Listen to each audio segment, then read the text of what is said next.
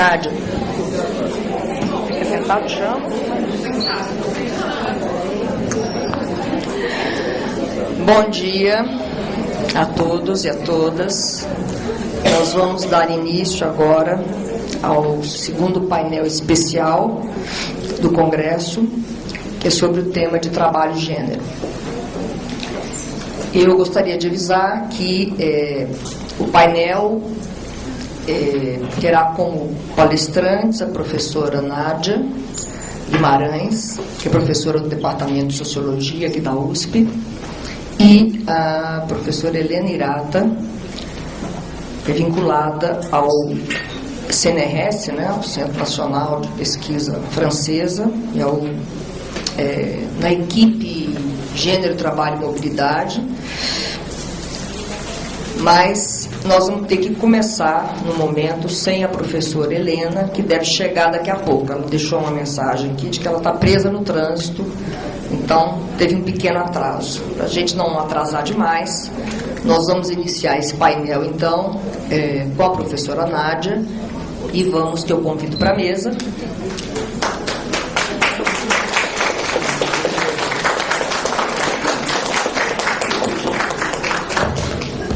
E aguardamos a chegada da professora Helena Hirata para que ela fale depois, que ela faça a sua apresentação em seguida. Eu queria rapidamente apresentar a Nádia. Eu acho que um pouco ela dispensa apresentações, mas eu queria chamar a atenção de vocês para o fato de que esse painel trata da questão do trabalho e do gênero, e que as duas professoras, né, a Nádia e a Helena, são duas investigadoras que têm um papel fundamental no desenvolvimento desses estudos das relações de gênero no trabalho no Brasil. A Nádia tem uma trajetória, começamos eu e ela praticamente no mesmo lugar, né, na Universidade de Brasília. Estou fazendo a minha graduação, ela um pouco antes de mim, né, e mestrado. A Nádia fez também o mestrado. Ela era minha caloura.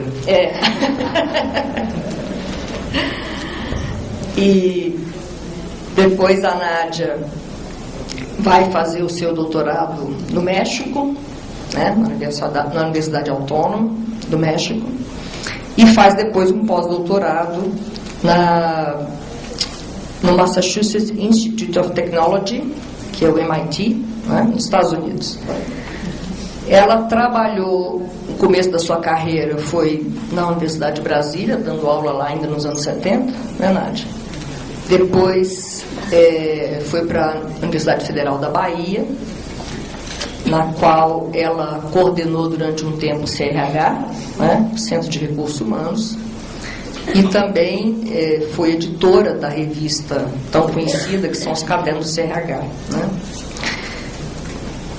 Isso até 1995 você ficou na Bahia, foi?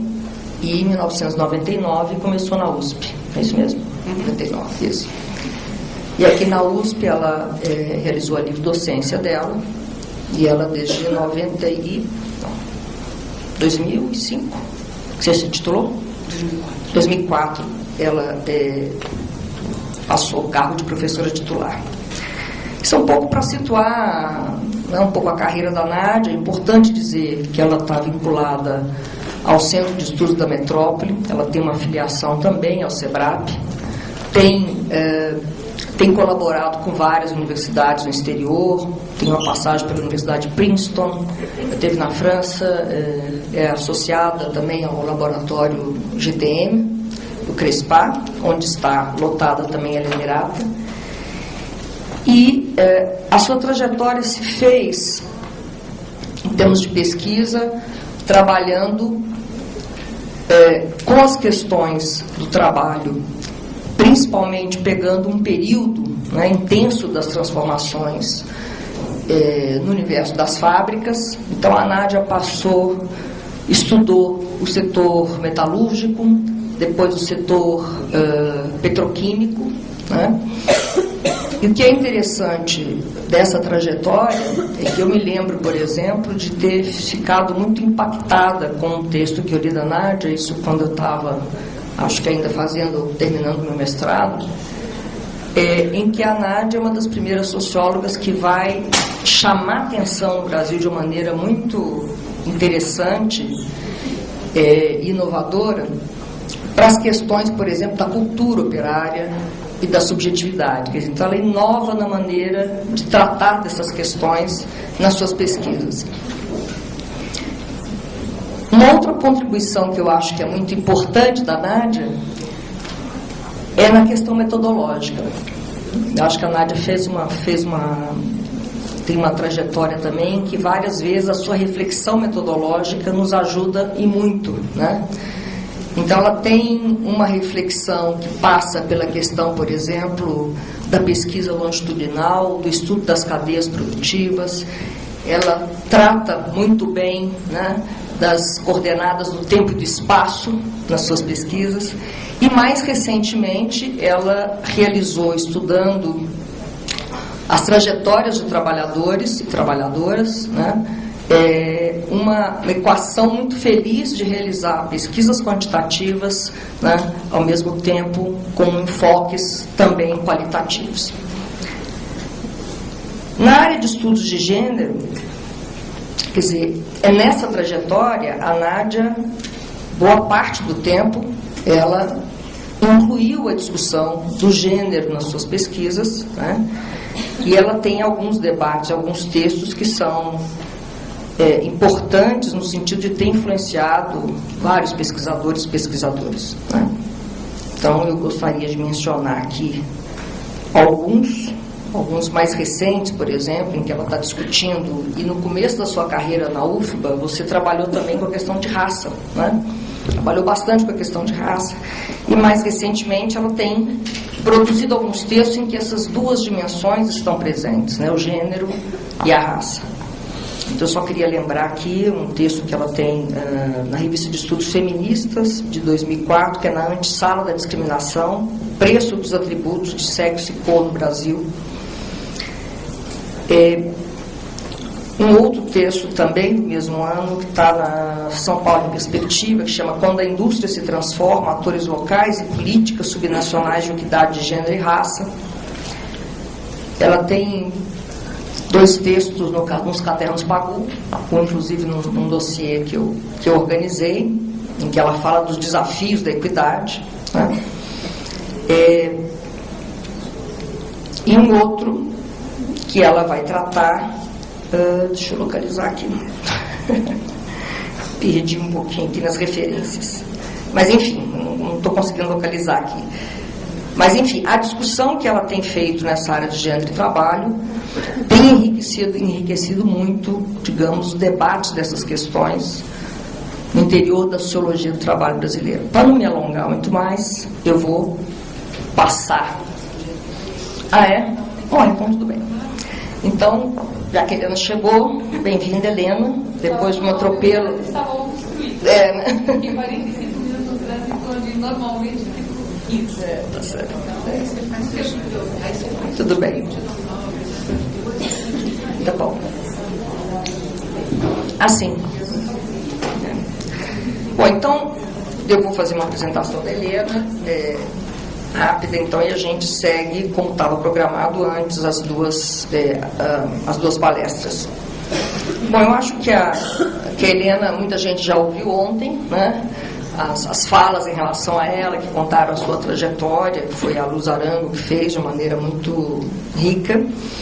E eu, então, queria falar um pouco da Helena, lembrando um pouco a trajetória da influência da Helena e do seu pensamento no Brasil desde os anos 80. Uma coisa interessante que eu gostaria de contar aqui é que quando a Helena retorna ao Brasil, eu acho que trazida, pelo menos eu me lembro disso pela Beth Lobo, Elizabeth de Souza Lobo, era ainda o contexto, né, já nos anos 80, já então com todo o fim da ditadura, etc., mais ou menos final dos anos 80, E era um contexto também que crescia no Brasil, e aí a Elizabeth Lobo teve uma influência importante nisso, o debate no interior dos partidos e dos sindicatos, né, em torno da questão de gênero, ou, como se dizia naquele período, da mulher trabalhadora. Então, a CUT, por exemplo, cria a sua Comissão Nacional da Mulher Trabalhadora em 1986. E parte importante dos debates no interior da CUT, mesmo no interior do PT, quando se criou o grupo de mulheres do PT, no qual a Elizabeth Lobo era uma militante importante ali, né? Então essa relação entre as mulheres no PT e no interior da CUT eram muito próximas, e o debate, né, tinha muitas semelhanças. E eu me lembro depois, já mais no final dos anos 90, de ter feito umas entrevistas com as militantes de sindicatos vinculados à CUT, e que se diziam feministas, né, e algumas delas tinham, inclusive, coordenado esta Comissão Nacional da Mulher Trabalhadora. Eu lembro de ouvir claramente de pelo menos duas delas, uma que era uma militante importante do Sindicato dos Metalúrgicos do ABC, se chamava Lucia Aguiar, que foi coordenadora dessa Comissão Nacional da Mulher Trabalhadora da CUT, e ela me disse o seguinte, que ela aprendeu as questões, a discutir as questões da mulher e a entender o feminismo através da Beth Lobo e da Helena Irata. Quer dizer, então, tinha um papel, a Helena tinha um papel também, teve um papel importante, não só em influenciar, né, as gerações de pesquisadoras, de investigadoras e investigadores brasileiros que entraram na discussão do trabalho, das relações de gênero no trabalho, mas também de influenciar esse debate entre as trabalhadoras e o interior do sindicalismo brasileiro, né? Eu estou mencionando a CUT aqui porque eu acho que a CUT foi pioneira nessa discussão, e um pouco depois, mais tardiamente, essa discussão chegou também às outras centrais sindicais. Além disso, quer dizer, eu gostaria só de chamar a atenção para alguns textos da Helena, que eu acho que foram muito marcantes para a discussão de gênero no Brasil, né? Quer dizer, eu acho que desde a elaboração do conceito de divisão sexual do trabalho, quer dizer, o debate em torno das relações sociais de sexo inicialmente, né? E depois todo o debate e a construção e o desenvolvimento da ideia de divisão sexual do trabalho, que a Helena desenvolveu muito com a Danielle Kergoat, né? Eu acho que é muito marcante no debate das investigadoras e, enfim, brasileiras, né, em torno da questão de gênero. E antes disso, inclusive, eu me lembro também das pesquisas que a Helena fazia, já numa perspectiva comparativa, né, que também tiveram um impacto muito grande nas pesquisas que nós iniciamos aqui sobre o processo de transformação das empresas, chamada reestruturação produtiva, né?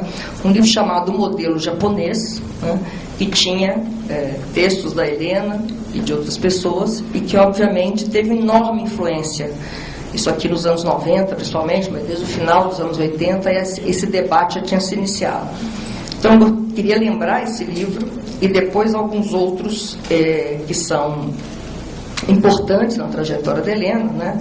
E importante também na sua influência aqui no Brasil, como, por exemplo, o Dicionário Crítico do Feminismo, né, que saiu primeiro na França, organizado por ela, e que tem uma contribuição vasta de várias outras investigadoras e militantes francesas, e que tem uma influência muito grande no debate que se faz aqui. Depois, um livro que ela organiza com a Nádia Guimarães, né, que é exatamente nessa perspectiva de fazer uma comparação Brasil, França, Japão, que se chama Trabalho Flexível, Empregos Precários, uma comparação Brasil-França. Depois, novamente, né, o livro mais recente, que a Helena, então, tem a trajetória dela que já foi mencionada ontem, né, de pesquisas na indústria, para, mais recentemente, ela se debruçar sobre a questão do cuidado e das trabalhadoras e trabalhadores do cuidado, né? Então, um livro recente, publicado no ano passado, também organizado pela Helena e pela Nádia, que são Cuidados e Cuidadoras, né? As várias faces do trabalho do care. e mais recentemente ainda, agora um livro em francês, que não foi traduzido ainda, né? Organizado por elas junto com o Didier Demasière e com a Kurumi Sumita, que é Être Chômeur, né? Que vai ser lançado hoje à noite. Tem um debate em torno deste livro. Então, para dizer um pouco também, não só dessas trajetórias e por que então um painel sobre trabalho e gênero, né, com as duas, mas também para mostrar que as duas têm uma relação de pesquisa e de amizade de longo tempo, né? Quer dizer, a Nádia é um pouco responsável pela frequência da Helena no Brasil, tá certo? Pelo fato dela vir uma vez por ano, e o resultado dessas visitas e dessa parceria, digamos assim, são publicações e trabalhos que têm uma influência, né, muito importante no nosso imaginário sociológico e principalmente nas discussões das relações de gênero no trabalho. Eu termino aqui e vou então passar a palavra agora para a Helena Hirata fazer a sua apresentação. Bom dia, desculpe o atraso, e que é totalmente involuntário, mas vocês que conhecem São Paulo melhor do que eu teriam me dito para sair 1 hora antes e não meia hora antes. Então, realmente, me desculpo. Eu sei que nós temos 30 minutos, cada uma de nós.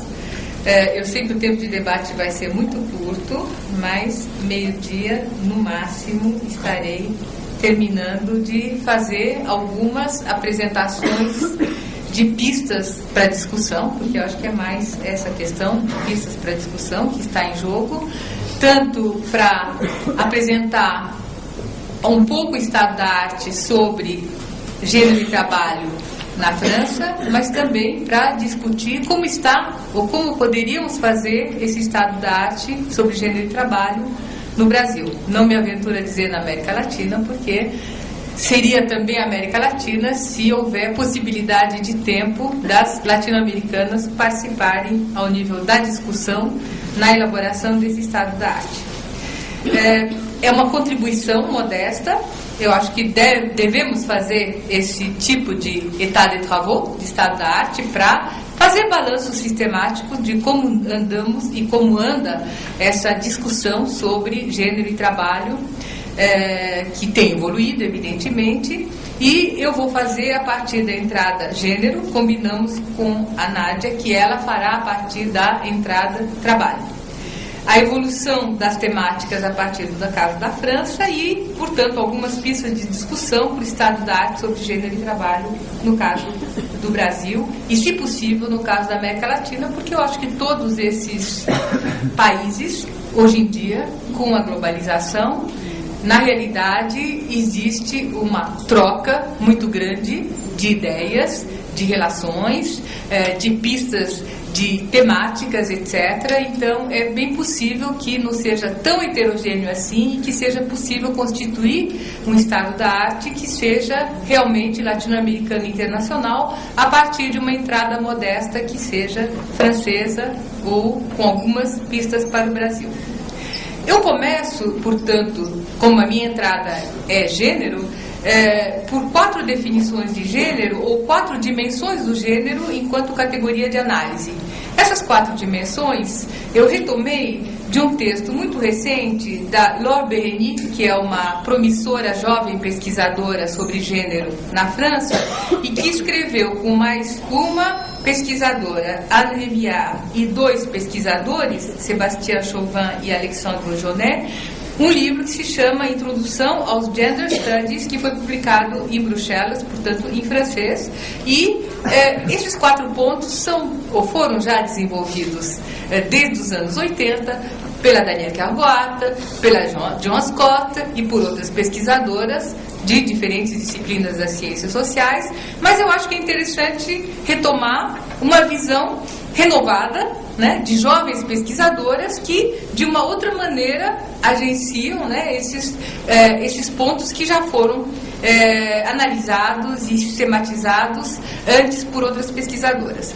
A primeira definição de gênero, ou a primeira dimensão do gênero, segundo Laure Berreny e os outros, é a postura construtivista, isto é, o anti-essencialismo que está conotado no conceito de gênero, e o antinaturalismo, o antibiologismo, a ideia de que, portanto, há uma construção social do gênero e que não há uma essência feminina e uma essência masculina que são irredutíveis e que, portanto, aparecem como sendo naturalmente emergentes, digamos, na sociedade.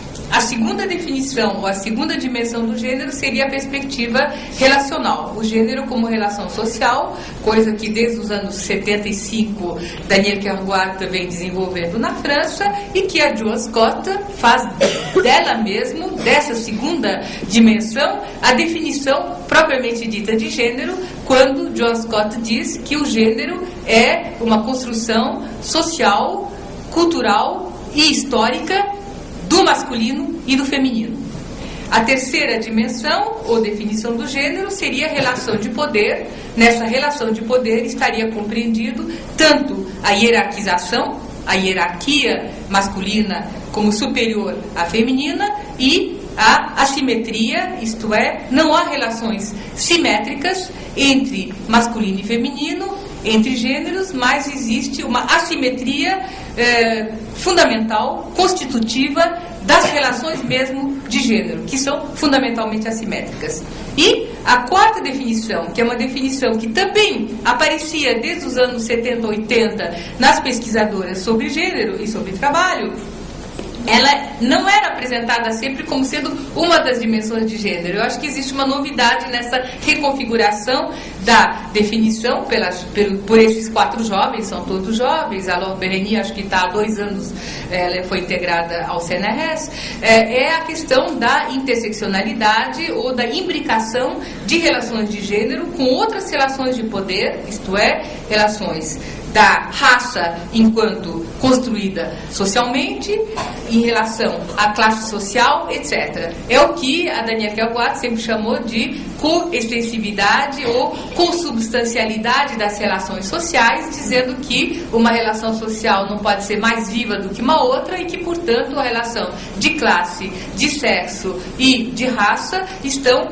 todas imbricadas e são indissociáveis. Essa definição da Danielle Kergoat tinha uma repercussão política imediata, isto é, todos aqueles que diziam, primeiro a gente tem que lutar para que todos os oprimidos, homens e mulheres, sejam libertados, e no segundo momento nós vamos tratar da questão da libertação das mulheres, da autonomia das mulheres, etc., ao que essa definição da Danielle Kergoat contradizia, porque, segundo essa definição, não é possível primeiro ter uma relação social fundamental, que seria da classe social, e em seguida ter uma relação social secundária, que se tornaria depois fundamental, que seria a relação social de gênero. Então, a imbricação tem, evidentemente, repercussões políticas extremamente importantes.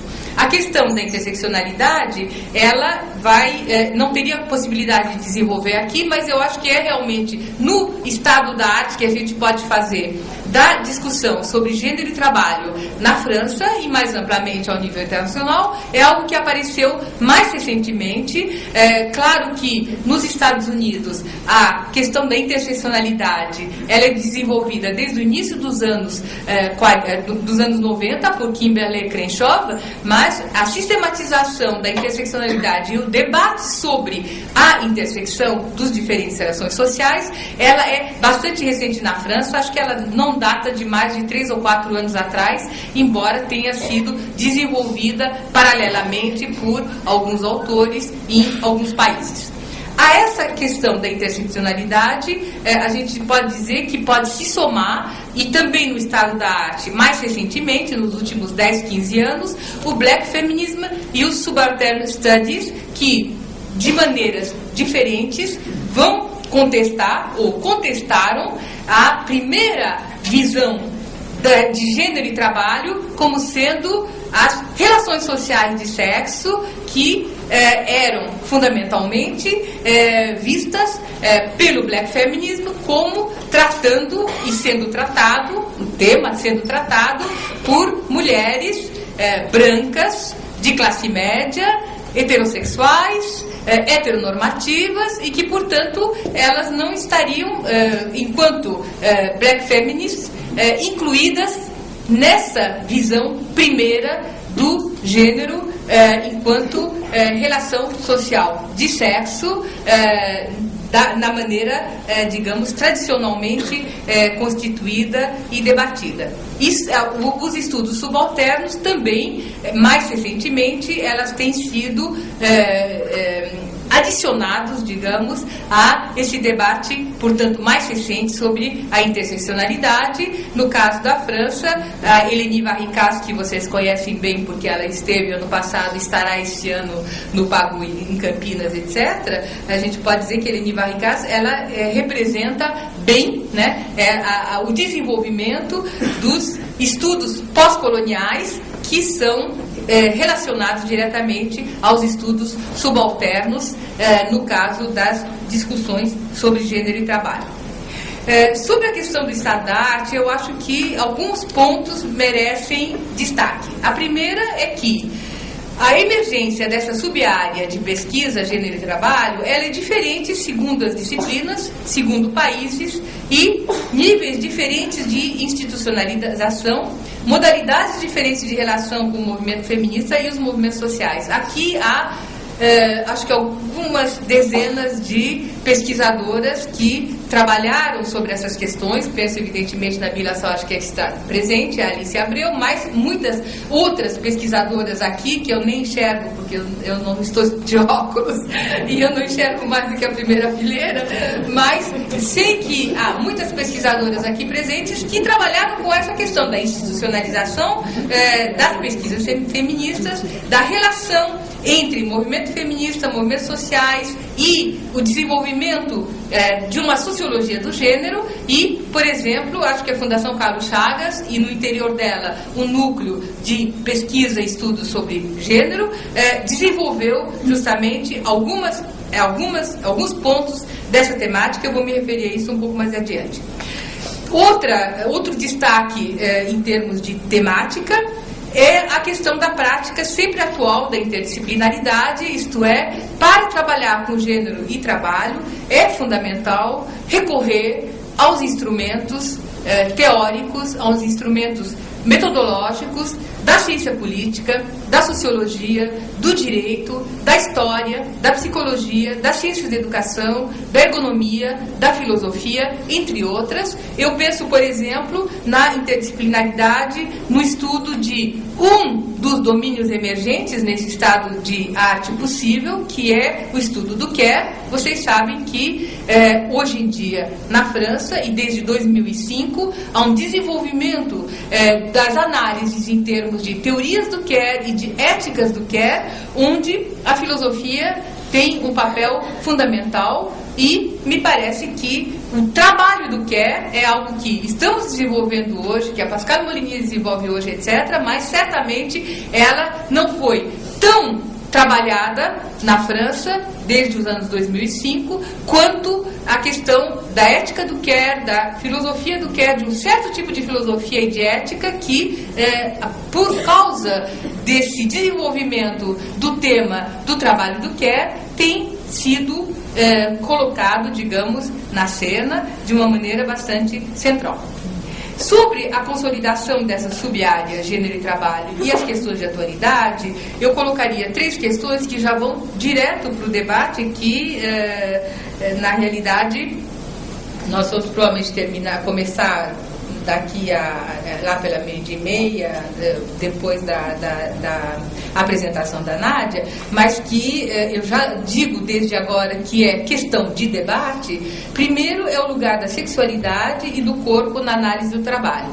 É no estado da arte que a gente pode fazer da questão gênero e trabalho um ponto novo, né, que apareceu e que tem aparecido, e o lugar da sexualidade do corpo não é realmente tranquilo nos estudos tradicionais sobre trabalho, nem na França, nem em qualquer outro lugar, e eu lhes recomendo a leitura de um artigo de uma outra jovem pesquisadora socióloga do nosso laboratório, que chama Isabelle Claire.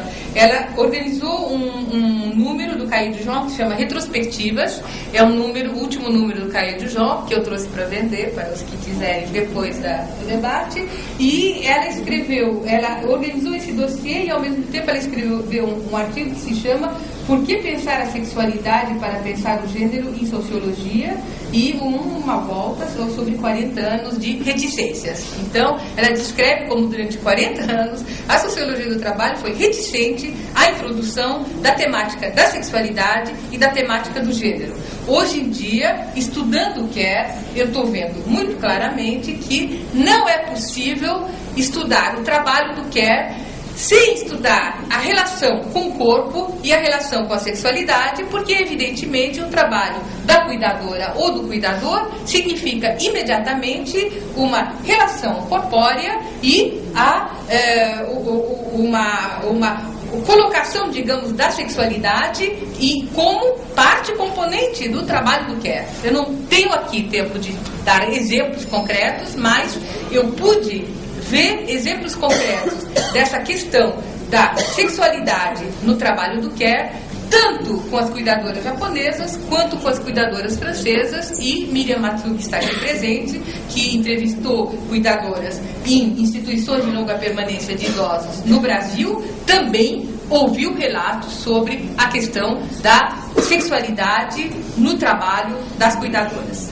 O segundo ponto de atualidade é a questão do lugar do afeto e do trabalho emocional, que não é exatamente a mesma coisa que sexualidade e corpo, embora tenham bastante inter-relação, e também é uma questão que, me parece, ela foi deixada de lado, houve reticências a incorporar a sociologia das emoções, a sociologia do trabalho emocional e do afeto na sociologia do trabalho francesa. Me parece que não foi muito diferente no caso do Brasil, embora eu tenha visto que no Brasil existem diferentes sites na internet e revistas online sobre trabalho emocional, coisa que não existe na França. Então imagino que no caso do Brasil haja maior progresso em relação a essa questão, mas é certo que o lugar do afeto, o lugar do trabalho emocional no trabalho, tal como ele foi estudado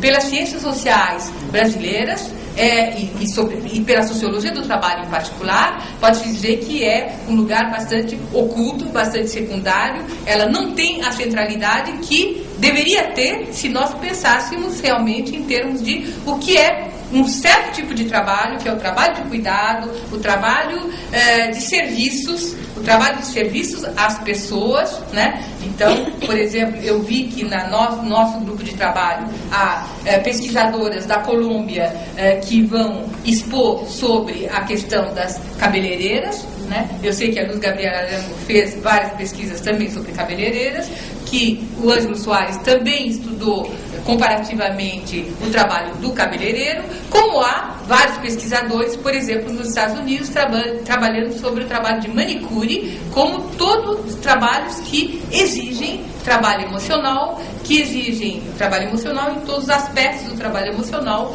que eu não posso aqui detalhar, mas certamente a importância de dimensões não racionais, não cognitivas do trabalho nesse trabalho, na sociologia do trabalho, é algo que realmente é muito importante ter em vista. E, em último lugar, nas questões de atualidade, o lugar do trabalho hoje nos Gender Studies. Nós temos hoje um debate, uma polêmica na França com a sociologia do trabalho e com as pessoas que trabalham com gênero e trabalho sobre o lugar do trabalho. E a ideia, por exemplo, da Danielle Cavoat é que o trabalho mesmo está de novo assumindo uma certa centralidade e que o gênero está numa posição mais periférica. Isto é, há uma ressurgência do interesse pelo pelas discussões da sociologia do trabalho no sentido estrito, né, no sentido do trabalho sem gênero, digamos,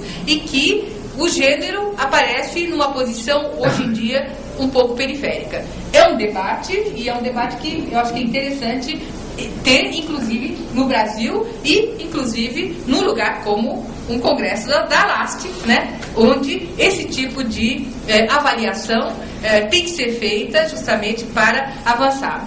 Então, a Danielle Cavoat e a Sabine Fontenot, que é uma outra socióloga que trabalha no nosso laboratório, tinham até a ideia de um número da revista Cahiers du Genre sobre centralidade do trabalho e periferia do gênero. E a própria discussão polêmica sobre essa questão fez com que, atualmente, haja uma certa discussão em torno da validade do número, em torno dessa temática, mas certamente posso dizer, assim, a partir da minha experiência biográfica, que Danielle Cavoat e eu mesma sempre tentamos estudar trabalho e gênero. Esse E é uma conjunção que é absolutamente central para nós. Não dá para estudar o trabalho sem ver que esse trabalho é sexuado, e não dá para a gente pensar em gênero sem colocar o trabalho como sendo uma forma de relação, né, como queria o Christophe Dejoux, entre o inconsciente e o campo social. O trabalho é algo que é absolutamente central para a constituição e o devir dos indivíduos no masculino e no feminino. Então, essa conjunção, o que nós estamos verificando hoje, em 2013, é que nós não temos, digamos, herdeiras imediatas. Nós duas somos eméritas, tanto eu quanto a Danielle, e não podemos, no caso da França, ter doutorandos, porque os doutorandos a gente precisa estar na atividade e não ser emérita, o que não é o caso do Brasil. Então, nós estamos vendo que não há na nova geração, por enquanto, quer dizer, há na nova geração, digamos, na novíssima geração que está se constituindo nos doutorandos, doutorandas interessadas no tema gênero e trabalho, mas acho que não dá para dizer que hoje em dia tem uma geração intermediária que trabalha como nós. E essa é uma dificuldade importante do ponto de vista do próprio futuro das nossas pesquisas na área de gênero e trabalho, e do próprio futuro, né, do centro de pesquisa, dos laboratórios, etc., que trabalham nessa temática.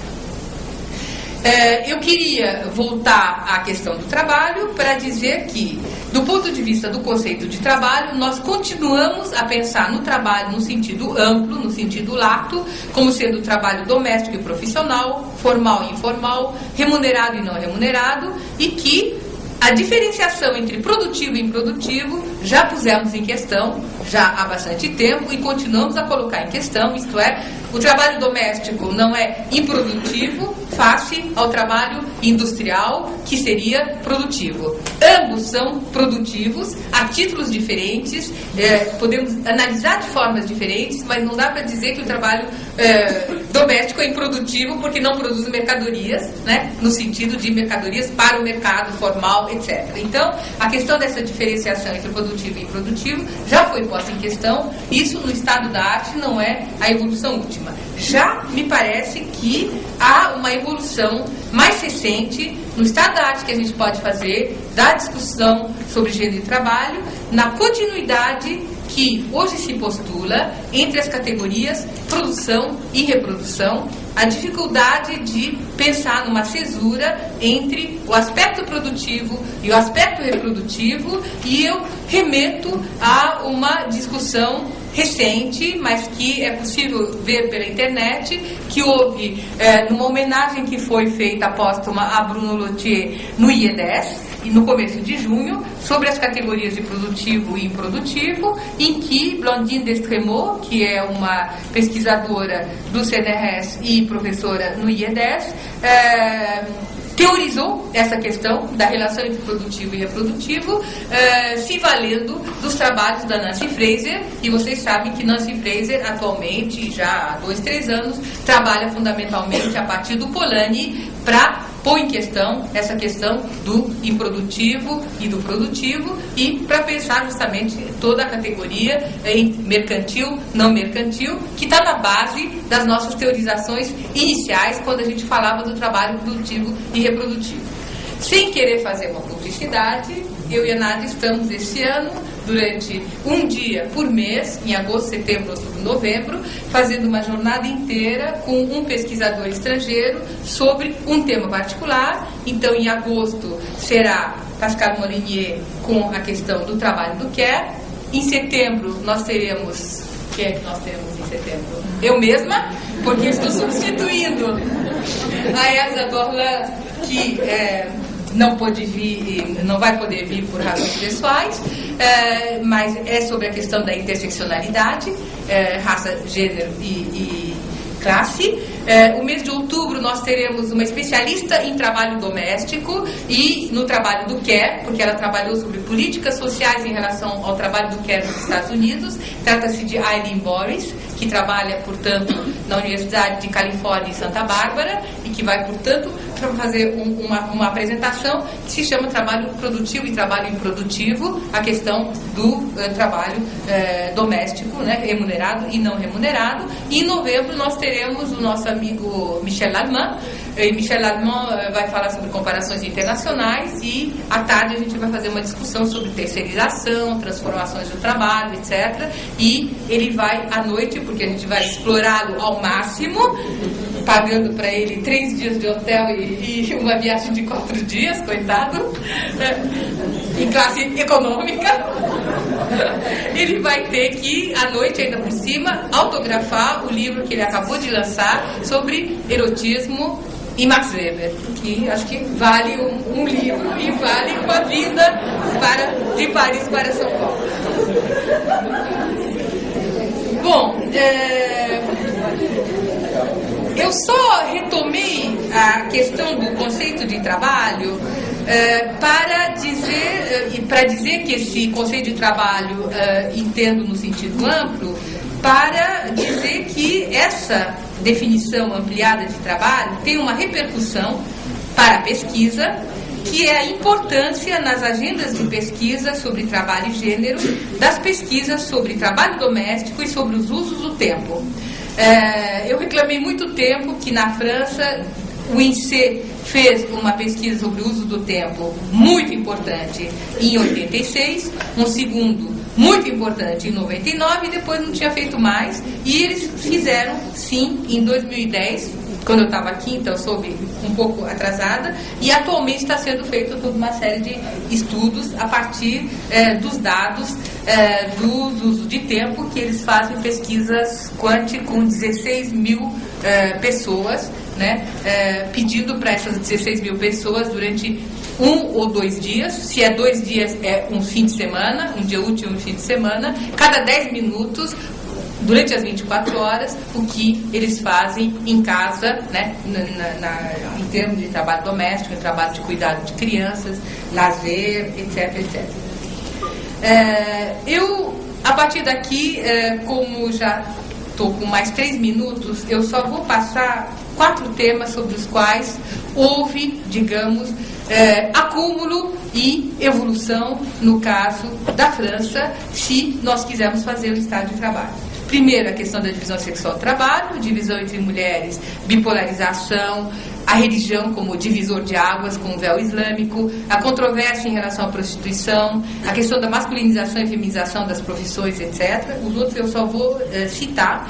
Gênero e globalização, precarização do trabalho e trabalho do Care e migrações internacionais. Sobre todas essas questões existem grupos de trabalho que estão se reunindo, né? E sobre o 4º ponto, nós tivemos ontem um fórum, então temos hoje amanhã um grupo de trabalho que Javier Pineda da Colômbia e Bila Sorge do Rio de Janeiro estão coordenando com a minha contribuição. Sobre as pesquisas sobre gênero e trabalho no Brasil, esse é o último slide, eu queria que a gente pudesse discutir das continuidades e rupturas na evolução das pesquisas, nas especificidades temáticas, no caso do Brasil, eventualmente da América Latina, e das influências internacionais.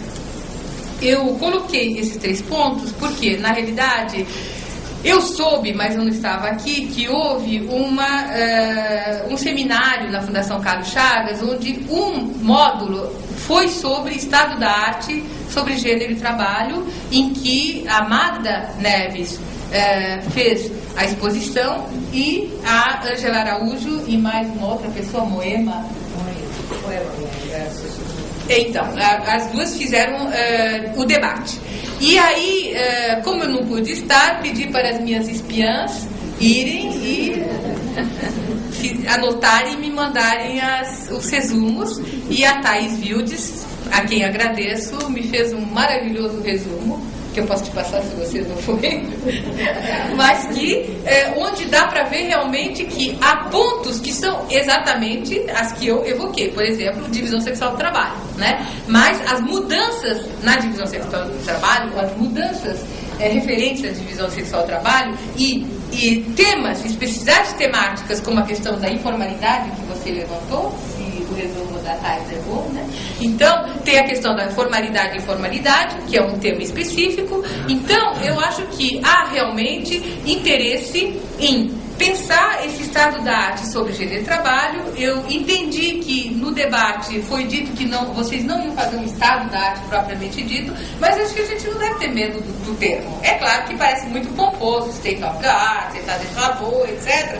Mas se a gente tiver medo dos termos, a gente nunca vai fazer. E acho que é importante fazer esse balanço mais ou menos sistemático de como está sendo a evolução, né, dos debates, como está sendo a evolução das temáticas e, por exemplo, a questão da sexualidade, eu acho que você até levantou também para o Brasil, né, e que eu tinha levantado no início da minha intervenção sobre o caso da França, e eu acho que evidentemente é uma questão sobre o qual nós teremos possibilidade de dialogar.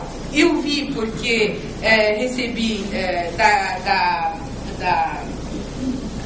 de uma das pesquisadoras, de duas ou três pesquisadoras, vários textos em espanhol sobre a questão do care, sobre a questão das migrações internacionais no care e sobre a questão do trabalho de care, no caso da América Latina, que há também temas dentro da América Latina que batem, convergem e são, né, realmente relacionados com o que nós estamos considerando como sendo um avanço em termos temáticos, em termos de trabalhos sobre gênero e trabalho, no caso da França, a partir do qual eu parti nessa intervenção. Então, para abrir ao máximo o debate, né, eu acho que tanto a partir das contribuições das pesquisadoras latino-americanas aqui presentes, de alguns pesquisadores, né, latino-americanos aqui presentes. E esse debate que eu não assisti, mas teria gostado muito de assistir, na Fundação Carlos Chagas, que foi organizado, acho que pela Maria Rosa, né? Mas onde participaram, portanto, vocês todos? Albertina, etc. Então, que o debate que vocês fizeram, talvez vocês pudessem trazer no momento da discussão para enriquecer essa discussão. Muito obrigada.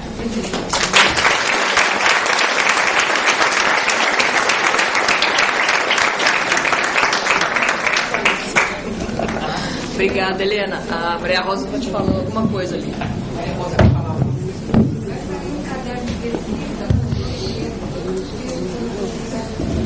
Mas me falaram que era só no fim do ano.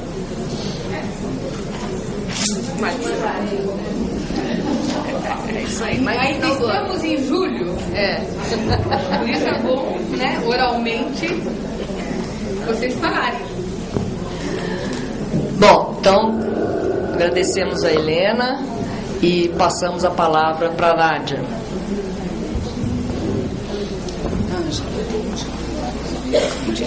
Bom, nós estamos correndo com um pouco de atraso. Eu organizei a minha fala num texto para poder ser rápida e tentar falar um português que os colegas que falam espanhol pudessem entender, tá? E eu chamei a minha fala Trabalho Plural e Situado. Ausente do país, quando uma de nossas reuniões da diretoria da Alast, fui surpreendida por um e-mail com o convite para compor esse painel temático. Estou olhando para a cara da culpada. Juntamente com Helena Hirata, parceira de trabalho nos 15 últimos anos. Mais surpresa fiquei ao ler que partilharíamos o tema trabalho e gênero. Ora, não sendo os estudos de gênero o meu campo de especialidade primeira, sendo tantas e tão qualificadas as colegas brasileiras a trabalhar nesse domínio, a começar por esta, que nos apresentou na abertura deste painel, e tendo Helena a aportar a essa mesa a experiência de sua densa reflexão intelectual, temperada com a pluralidade de campos empíricos pelos quais transitou, e enriquecida pela sua permanente sintonia com a agenda política e analítica do debate feminista, como cumprir a tarefa que me estava sendo solicitada? Ou, dizendo o melhor, qual seria mesmo a tarefa que me estava sendo requerida? Mirando-a como se estivesse na plateia, acreditei que, e aí nós não combinamos isso, na conjunção aditiva e que conecta trabalho a gênero, talvez estivesse a chave do mistério. A diretoria pretendia sugerir que explorássemos, antes de mais nada, um enlace, aquele que se poderia estabelecer entre os campos de reflexão sobre o trabalho, as relações sociais de trabalho, melhor dito, e o gênero, ou as relações sociais de gênero, para seguir flexionando da maneira mais adequada. Sendo assim, nada melhor que entendê-lo como um enlace perceptível numa dupla via, a saber, um enlace ao qual podemos chegar partindo de uma perspectiva de gênero, para com ela desafiar o pensamento estabelecido no campo dos estudos do trabalho, domínio por excelência da contribuição de Helena ao nosso campo, tal como a gente sublinhou ontem na homenagem que a ela dedicamos, mas igualmente um enlace ao qual podemos chegar partindo do tratamento a objetos que estão no mainstream dos estudos do trabalho e arguindo, como tratarei de fazer com essa intervenção, que o ponto de vista do gênero se impõe numa abordagem que retenha do trabalho a pluralidade das suas formas e o caráter histórico e subjetivamente situado das experiências que o constituem. Procurarei estruturar tal argumento localizando em 2 cenários de investigação aos quais dediquei especial atenção nos últimos anos. Selecionei-os por estarem assentados exatamente no mainstream, no núcleo duro da agenda do campo dos estudos do trabalho. Eu acho que o primeiro cenário vai até 12h30. Tenho dúvida se o segundo vai até 12h30. Senão, a gente abre a discussão, que é o mais importante, e o primeiro segue como uma boa ilustração, que era esse o sentido da fala. O primeiro desses cenários é o dos locais de trabalho. Nele, elegi aquele que é, sem dúvida, o ambiente arquetípico do nosso imaginário analítico, o trabalho fabril. Retomarei como material para reflexão achados de pesquisa sobre as relações de subordinação, hierarquia e resistência tecidas em situações histórica e socialmente densas. O segundo cenário é o do mercado de trabalho. Nele, o momento da circulação do trabalho é o que interessa, seja ela movida pela perda do trabalho e, nesse sentido, pela transição entre situações no mercado e o foco analítico voltado para a experiência do desemprego, esteja ela travestida no interesse por entender a mobilização dos indivíduos em torno da procura de trabalho e os mecanismos e representações acionados para se chegar ao emprego. Procurarei arguir, com exemplos extraídos da história de estudos de uma pequena comunidade de pesquisadores brasileiros com os quais estive envolvida nas 3 últimas décadas, que, por qualquer que seja a porta de entrada no campo dos estudos do trabalho, as relações sociais de gênero se impunham como uma das vias inescapáveis de saída interpretativa para bem retermos o caráter, a um só tempo, plural e situado da experiência individual e coletiva do trabalho. O primeiro cenário que escolhi foi, como dito, o mundo do trabalho industrial. E eu gostei quando a Ângela estava contando um pouco a história da minha trajetória, porque ela falou de algo que eu vou falar e que não falava há muito tempo. Acho que tem mais de 10 anos que eu não falo desse assunto, mas escolhi por ser exatamente o cenário mais inóspito para mostrar o que eu quero mostrar. Então, o primeiro cenário que escolhi foi, como dito, do mundo do trabalho industrial, na indústria petroquímica, no Brasil da segunda metade dos anos 70, tal como o mesmo era tecido num contexto de expansão econômica, assentada no desenvolvimentismo, e estou querendo fazer blague com a fala de Márcia no começo do Congresso, com pretensões de reanimação regional, mas que foi esculpido pela ditadura no governo militar. Olhando em perspectiva, olhando este cenário em perspectiva, tratava-se de um mundo tão masculino que a minha mera presença como pesquisadora naquelas plantas industriais, na Bahia, em São Paulo e no Rio Grande do Sul, requeria uma apresentação que era para mim a um só tempo chocante e insólita. Eu era a, aspas, engenheira Nádia.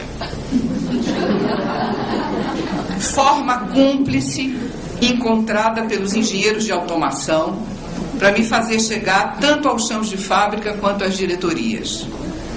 Esse, claro, era um título que eu nunca tive, que sempre tratava de delicadamente corrigir, mas que se reiterava nas primeiras apresentações, porque, cedo descobri, se prestava a estabelecer a legitimidade da minha presença, aludindo a uma qualificação profissional que compensava a minha desqualificação de gênero. Já que não era homem, e ali estava, pelo menos que fosse engenheira. Profissão masculina.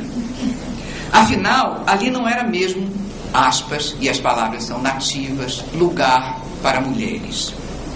Ou por outra, e veremos em seguida, era também um lugar para mulheres, mas um lugar subalterno, conquanto chave no cotidiano das empresas, pelas funções visíveis que elas desempenhavam, e chave no imaginário dos seus trabalhadores, pelo indizível, pelo que não poderia ser dito em frente a uma mulher como eu.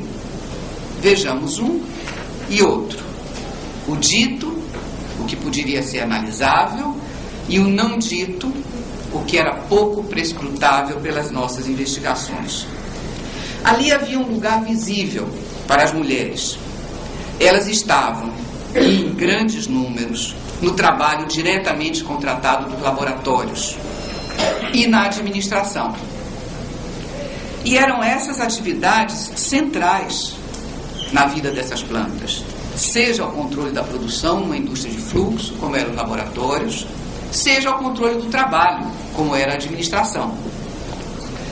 Mas elas estavam também no trabalho subcontratado e desvalorizado, o trabalho invisível das, aspas, e a expressão é nativa, das meninas da limpeza. Em grande parte, senhoras, onde o qualificativo de meninas era outro desqualificador nativo. E estavam nos refeitórios. Laboratório, refeitório, eram lugares dos quais se falava, mas lugares discriminados, já desde o modo como deles falavam os homens. Muitas vezes os próprios trabalhadores, e não apenas as chefias, que maldiziam das secretárias e dos, aspas, outro termo nativo, bolacheiros, que comem bolacha no ônibus enquanto viajam, que comem bolacha no trabalho, um pouco como agora nas manifestações a gente chamava de coxinhas. Os brasileiros sabem, e às 18h vamos discutir sobre isso. Tá? Que maldiziam das secretárias e dos bolacheiros com seu cotidiano dos horários administrativos e que nada sabiam da experiência de compartilhar o trabalho de turno, o trabalho noturno, o comando das plantas, notadamente naqueles momentos em que os gestores visíveis da mais alta hierarquia e as meninas que mantinham a firma em ordem lá não estavam. Esses foram lugares pelos quais cedo nos interessamos em estudar, Antônio Sérgio Guimarães e eu própria, analisando as carreiras dos homens e das mulheres e descobrindo que mesmo nos domínios partilhados por ambos os sexos, tanto a velocidade na mobilidade profissional como o acesso a posições de mando os distinguiam de modo indiscutível. Mas se distinguiam homens de mulheres, também diferenciavam os homens negros dos homens brancos e as mulheres negras das brancas. Assim, mesmo se negros, era possível aos homens chegar ao mundo das funções de mando, a nível médio, na área operacional. Afinal, era de negros que se formava a região metropolitana de Salvador, de onde provinha a maioria dos trabalhadores de execução. Mas do mando estavam ausentes as mulheres, mesmo se brancas. Afinal, a área técnica, operacional, era um domínio do masculino. Com Michel Agier e nas conversas de campo travadas entre os homens do nosso projeto e os homens operadores das empresas, cedo descobrimos que havia um outro lugar importante para a presença das mulheres. Um lugar marcante no imaginário masculino. Visível nas revistas, que estavam sempre presentes nas salas de controle e que eram rapidamente escondidas quando eu dali me aproximava. Naquele mundo tenso e solitário do trabalho de turno, supervisionando ou, aspas, linguagem nativa, pilotando, como eles preferiam dizer, as suas plantas automatizadas, os corpos femininos, mais das vezes nus ou muito pouco vestidos, eram companhias de toda hora. A presença feminina virtual nas salas de controle chamava a atenção por conviver com a segregação das mulheres efetivamente existentes, que se traduzia de modo chocante na invisibilidade das, aspas, meninas da limpeza. Mas a presença das mulheres era central nessa esfera do não dito, ou do que não poderia ser dito para mim, ou que só passaria a ser dito a mim com muito mais aproximação de campo nas longas entrevistas biográficas feitas na casa desses trabalhadores. E isso tinha a ver, esse não dito pelos homens, com o temor decorrente da ausência de controle sobre as suas mulheres que haviam ficado em casa, dos seus cotidianos sem os maridos, presos ou, aspas, a palavra também é nativa, casados, como eles gostavam de dizer, com as plantas industriais que pilotavam. Eles sempre se perguntavam: o que faziam as suas mulheres? Estariam elas a traí-los? Havia todo um imaginário e toda uma forma jocosa dos homens lidarem entre si com o risco da traição das mulheres deixadas em casa, livres. Finalmente, as mulheres eram quase invisíveis também no sindicato, mesmo naquele pujante sindicato que liderou a primeira grande greve de um complexo petroquímico na América Latina, no ano de 1985, na longínqua cidade de Camaçari, até então, bucólico espaço de veraneio da classe média de Salvador da Bahia, onde eu próprio estivera tantas vezes na minha infância tomando banho de rio, que fora tornado agora um espaço para uma indústria de risco e poluidora como a petroquímica. Um destino locacional tão insólito me lembrava quanto de Las Truchas, em meio às palmeiras do Pacífico, que parecia a Zapata quando da sua chegada a campo, no primeiro campo no México. A greve de 1985 nos remete ao último ponto que gostaria de sublinhar nesse primeiro cenário. Como disse, esse era um mundo de homens, um mundo feito para homens, como cansei de ouvir em todos os níveis da hierarquia da planta, do engenheiro ao operador. Um mundo assentado no valor, aspas, masculino, da coragem. Coragem para inserir-se num processo de produção de alto risco, como a petroquímica, mas, e esse é o ponto que eu quero salientar, ele era também um mundo marcado pelo domínio de uma competência técnica, tida como masculina, a de lidar com processos automatizados e de alto risco, a de pilotar plantas. Uma competência que for incutida em um grupo de jovens operadores, e sublinho os jovens, nascidos em famílias de pequena classe média urbana de Salvador, desprovidos de uma história familiar ou mesmo de uma memória pessoal da experiência operária, formados em escolas que se autodenominavam técnicas, né, as quais eram povoadas por rapazes, homens, jovens rapazes preparados na escola para exercer a autonomia na condução de processos de produção tecnicamente complexos, mas que se confrontavam com chefias vindas do Sul, de São Paulo, do Rio Grande do Sul, autoritárias, que cedo os faziam ver que o imaginário de técnicos em que foram educados deveria ser substituído pelo de peões, e o termo peões é nativo. Como se autodenominavam, a partir tanto da experiência do tratamento recebido pela gestão autoritária, como da socialização política por referência ao discurso do novo sindicalismo do ABC no início do final dos anos 70. Educados para serem técnicos, entre aspas, e incorporados ao cotidiano das fábricas como meros peões, entre aspas, esses jovens rapazes, também em sua maioria afrodescendentes, se reconstituíam identitariamente como negões. E o termo negões é nativo. Tão logo os ônibus que os conduziam chegavam aos bairros onde moravam. Eram negões nos blocos afro no carnaval e no cotidiano da vida no bairro da Liberdade, em Salvador, onde se concentravam seus locais de residência e de onde nascem os grandes ícones do movimento identitário negro em Salvador e no Brasil, talvez o mais importante dos quais a comunidade do Ilê-Aie.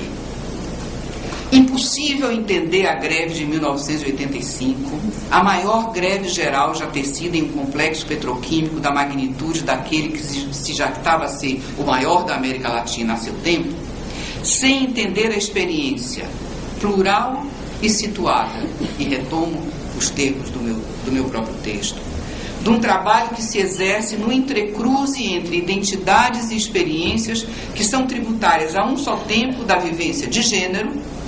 Era um mundo de homens que lidavam permanentemente com mulheres, mas com mulheres assujeitadas e recriadas naquele universo.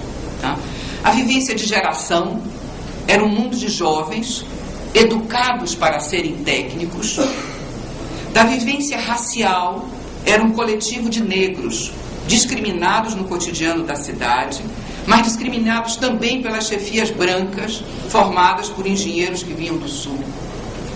E da vivência de classe era um coletivo operário, sujeito ao autoritarismo fabril, que ecoava o autoritarismo da ditadura militar e que se espelhava na rebeldia do ABC paulista. Entráramos nesse mundo, eu e meus colegas, pelo mainstream dos estudos dos elos entre automação, qualificação, identidades e trabalho. Um mainstream poderoso que fora tecido por autores da estatura de Braverman, Buravoy, Gali, Blauner, só para citar alguns. Só que dele saímos com uma agenda que privilegiava outras desigualdades, outras experiências, outras identidades, onde se entrecruzavam, sobretudo, as experiências de gênero, geração, raça e classe. E onde nos víamos obrigados a ultrapassar os muros da fábrica, indo ao sindicato, claro, mas indo também ao bairro, ao grupo afro, às peladas de futebol. Peladas é outro termo nativo, como se diz, jogar futebol na praia. Mas na praia vazia, no momento em que só os trabalhadores de turno estavam livres e toda a cidade trabalhava. Para buscar, nesses diferentes contextos, entender como se forjaram a cumplicidade, a solidariedade e a complexa tessitura e negociação de identidades que se expressava no discurso sobre a experiência do trabalho fabril, tornando politicamente inevitável o comportamento coletivo de tipo confrontacional. Mas além de operários petroquímicos, que era a figura com a qual eu cheguei a campo, né? Subjacente está o discurso masculino que informava a nossa chegada a campo, Mas além de operários petroquímicos, construção analítica nossa, pouco a pouco pude perceber que eles eram machos, jovens, técnicos, peões e negões. E tal pluralidade de significados, construídos por eles para si mesmos, só era compreensível se capturada no caldeirão do mundo em que viviam, se enraizada na realidade da expansão da moderna indústria de fluxo, que se dirigia então para a periferia do capitalismo brasileiro, num projeto a um só tempo de desenvolvimento regional, mas de controle político, traduzidos ambos, desenvolvimento regional com controle político, na palavra da burocracia militar de então, desconcentração, ou na expressão também da burocracia, da tecnoburocracia de então, polarização desconcentrada, ambas marcantes nos textos governamentais do segundo Plano Nacional de Desenvolvimento, feito pelo governo militar. Projeto bancado pela ditadura, mas que aportava num território de pobres e de negros, que já fora chamado desde os anos 50 de, aspas, a Roma Negra, tal como haviam intitulado os nossos antropólogos, e que fora tão esquecido pela sociologia nascente. Tão esquecido que acabou virando mitologia na literatura de Jorge Amado, e desse jeito cruzou o mundo, e desse jeito passou a ser conhecido internacionalmente. Mas era esse sentido plural e situado da experiência do trabalho, marcada, entre outros, pelas relações desiguais e pelo imaginário assentado nas construções sociais de sexo, esse sentido é perceptível e com muita força, não só nos locais de trabalho, mas nos mercados de trabalho. A segunda parte do meu texto lida com os mercados de trabalho, mas evidentemente eu tenho 5 minutos e não vou poder ler o texto para falar disso. Ela está muito mais próxima da nossa discussão habitual. E nela as evidências são muito mais fáceis, eu acho, de serem construídas do que as evidências que construímos no mainstream desse capitalismo que se expandia no caso brasileiro e dessa formação da rebeldia entre jovens trabalhadores, operários que se viam como homens, como negros, como subalternos, no mundo em mudança. Ao longo desses últimos anos, quer dizer, os estudos do trabalho, e estou pensando do ponto de vista da experiência brasileira, eles foram fartos em mostrar como a cunha das diferenças de gênero ela era marcante para entendermos, primeiro, como é que esse mundo em expansão, o crescimento da ditadura, de certa maneira trinca com a crise que se forma paradoxalmente quando entramos na democracia e passamos por uma abertura econômica e mudanças em padrões de restauração significativos. Temos farta evidência empírica em torno de desigualdades nas trajetórias de homens e mulheres impactados pela perda do trabalho. E é muito interessante, qualquer coisa como 3 meses, me instaram a olhar de novo para 50 anos de transformação do mercado de trabalho brasileiro por ocasião da saída do censo de 2010. E aí tínhamos os censos de 60, 70, 80, 90, 2000 e 2010, arredondando as datas, que nem sempre foram assim. Primeira informação impactante que chama a atenção nesse movimento dos 50 últimos anos, um período muito recente, é o fantástico processo de mercantilização do trabalho no Brasil. Quer dizer, estar no mercado de trabalho se torna uma compulsão nesses anos. Não fora uma compulsão antes. Estar no mercado de trabalho de maneira crescentemente assalariada, mas não majoritariamente assalariada e muito menos formalmente assalariada, foi um processo que chama a atenção em qualquer gráfico que a gente desenhe desse momento.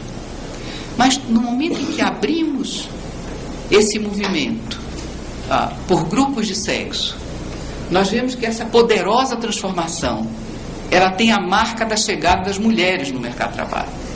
Então, talvez o grande movimento de transformação na estruturação do mercado de trabalho brasileiro nesses 50 últimos anos, e eu diria que isso não é somente uma característica brasileira, e ao arrepio daquilo que os países capitalistas centrais, com experiências de regime de welfare protetivo, se vivia, é um movimento não de desmercantilização do trabalho, ao modo do que Spring Anderson tão brilhantemente falou, dialogando até com o velho e bom Polanyi, mas ao contrário, um movimento de mercantilização do trabalho, que traz em si como marca mais importante a presença feminina no mercado de trabalho.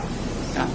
Quer dizer, é um movimento que muda o perfil da força de trabalho e que progressivamente vai mudando a natureza das relações de trabalho, e é um movimento que é capitaneado pela entrada das mulheres. Ou seja, eu não vou usar outro exemplo senão esse para dizer é impossível falar da transformação na estruturação do mercado de trabalho sem topar com esse como a cunha mais importante.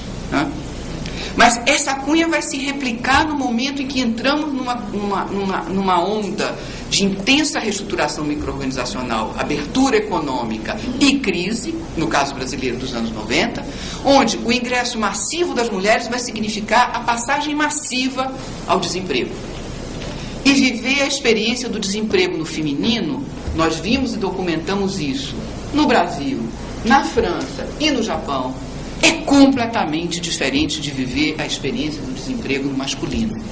Falar da experiência do desemprego ouvindo o falar das mulheres é muito diferente de ouvir o falar dos homens. Mesmo ali onde, e na contracorrente dos nossos colegas franceses e japoneses, tão atentos aos estudos de gênero, nós insistimos, no caso brasileiro, de estudar operárias, além de operários, como um dos grupos-alvos nesse estudo do desemprego e da experiência do desemprego. Né?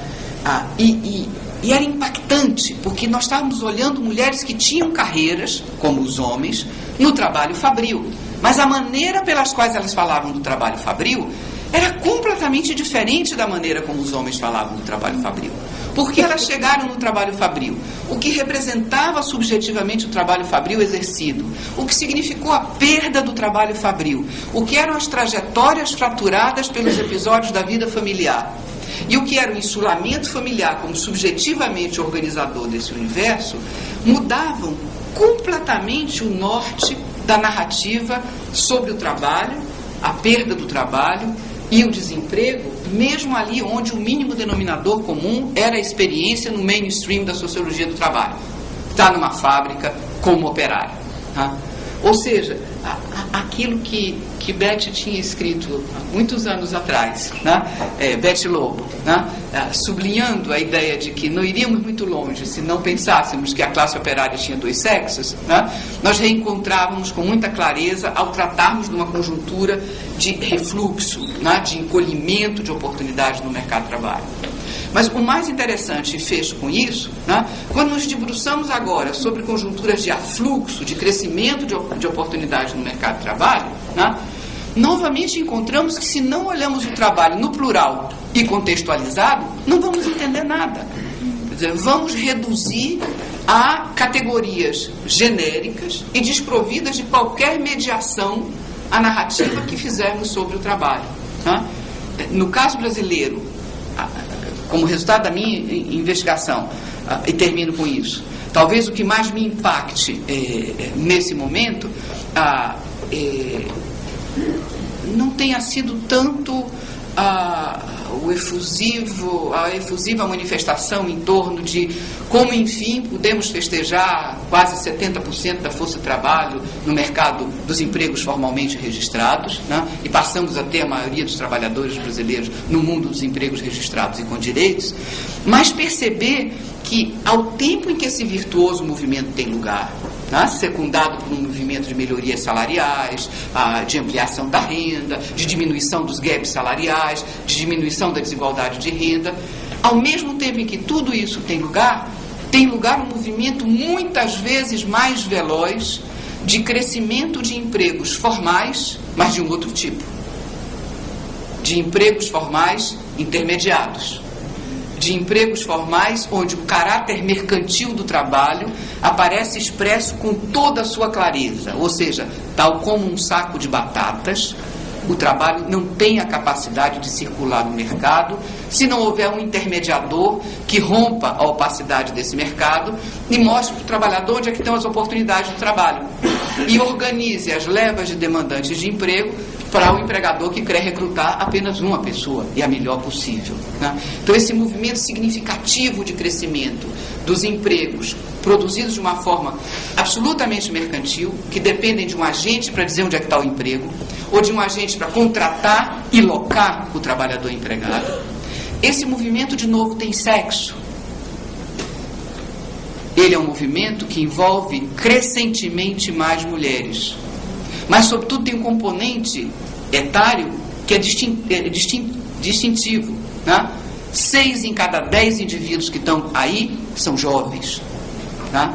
6 em cada 10 indivíduos entraram aí e ficam no mercado formal de trabalho por meio de um intermediador do seu trabalho, por meio de alguém que faz rodar o seu trabalho como um negócio. Não é um subcontratante que provê um serviço, é alguém que faz do negócio de circular o trabalho o serviço. E esse é um grande negócio, ligado ao coração da atividade econômica brasileira hoje, e onde o Brasil desponta, junto com a África do Sul, nos dados internacionais que eu tenho trabalhado, como a ponta. Junto da ponta antiga, formada pela Espanha, a Holanda, o Japão, a Inglaterra, aparecemos nós, né? É incompreensível esse movimento se não entendermos como um movimento que faz com que uma geração que tem idade, que tem experiência e que tem sexo, accede ao trabalho, fica no trabalho, obtém direitos no trabalho, ainda que uma cestinha de direitos, não a cesta completa que os direitos dos contratos CLT nos dão, mas que roda no trabalho a uma média ainda menor que a média mínima da legislação, que é de 3 meses. Ou seja, estamos falando de um mundo, no caso brasileiro, que é diverso, que é plural, e que nessa diversidade as categorias gênero, geração, raça, classe são fundamentais para discernirmos aquilo que, e termino com a fala de Zapata de ontem, aquilo que pode ser o sentido. Aonde que está o sentido? Para onde que vai o jogo? O que nós podemos dizer sobre o sentido que move essa transformação? Eu acho que essas categorias que estão sobre a mesa hoje, elas são centrais para discernirmos esse sentido. São inescapáveis para quem entra, mesmo pelo mainstream dos estudos do trabalho. Obrigada.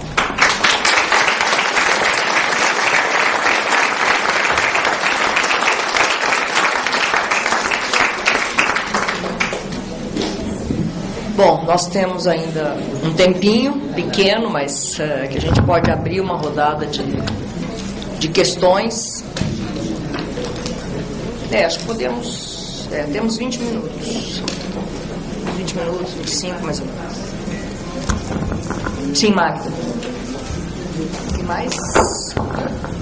Bom, mais do que uma questão, eu sou Magda de Almeida Neves, para quem não me conhece, eu só queria falar um pouquinho do seminário que foi feito na Fundação Carlos Chagas, que a Helena suscitou, como uma homenagem a Cristina Pruskini. Eu acho que é muito bom lembrá-la aqui, uma grande pesquisadora da área de trabalho e gênero, né? Então acho que é um momento importante, já que nós estamos aqui nesse congresso, e dizer o seguinte, que o debate que ocorreu lá na Fundação, nós tentamos, dialogando inclusive com a fala da Helena, colocar 3 pontos principais, que foi primeira entrada, que a Nádia chamou atenção, a entrada maciça das mulheres no mercado de trabalho, a partir dos anos 70 no Brasil, mas chamando para a importante questão da articulação entre espaço reprodutivo e produtivo, espaço doméstico, espaço público, enfim, toda essa discussão, porque não dá para pensar a entrada da mulher no mercado de trabalho sem perceber essa articulação. Então, foi um primeiro ponto de discussão e é um ponto muito importante.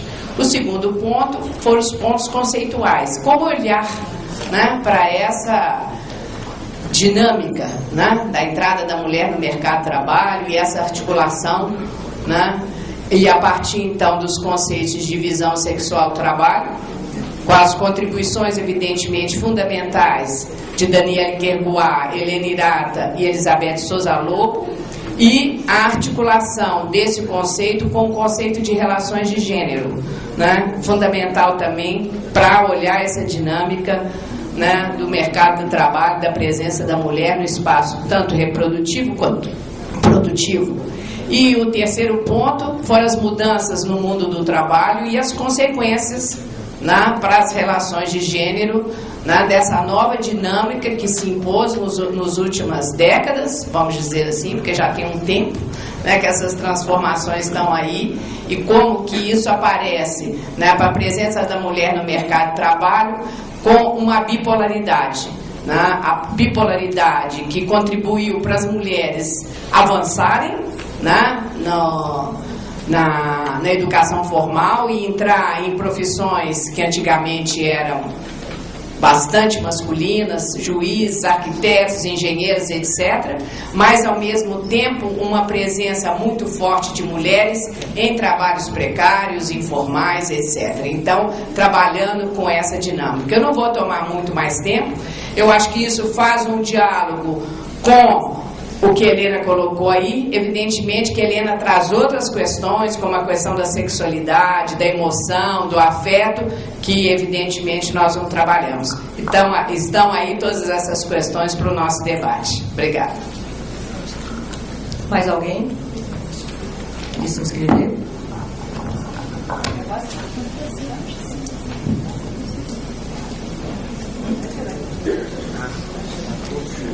Eu, na verdade, eu não quero completar, não, mas eu queria colocar uma questão. Até aonde? Ah, sim, então venha, por favor.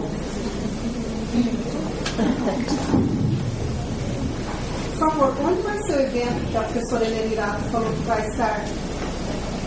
E quando? Você tem seminário Aqui na USP, na Sociologia da USP. não fala hoje, porque tem data que eu posso dizer depois. Tá. Buenas, muy cortito. Su nombre? Mi nombre es Hernán Palermo, soy antropólogo y trabajo en el CEI.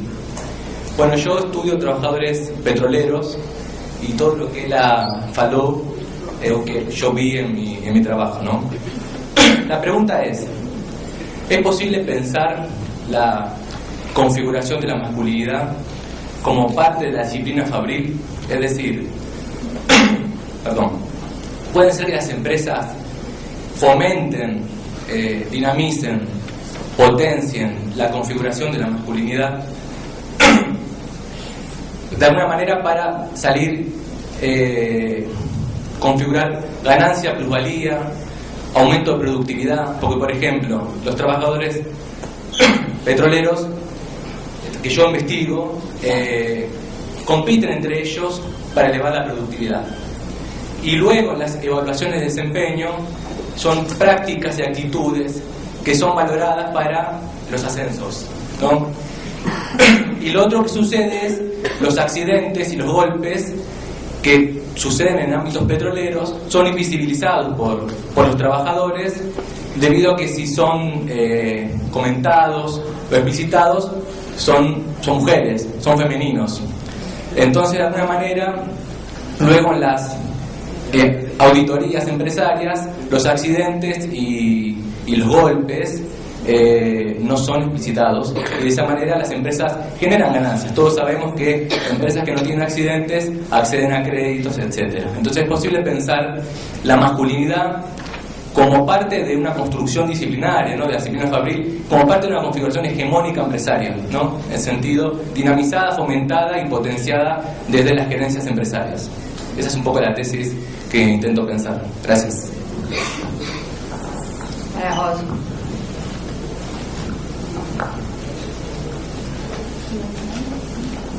Não é uma pergunta, mas tentando pensar um pouco em função do GT mesmo, GT3, que é um GT de trabalho e gênero, e dos trabalhos que a gente recebeu. Evidentemente vamos refletir sobre isso depois do fim do GT, né?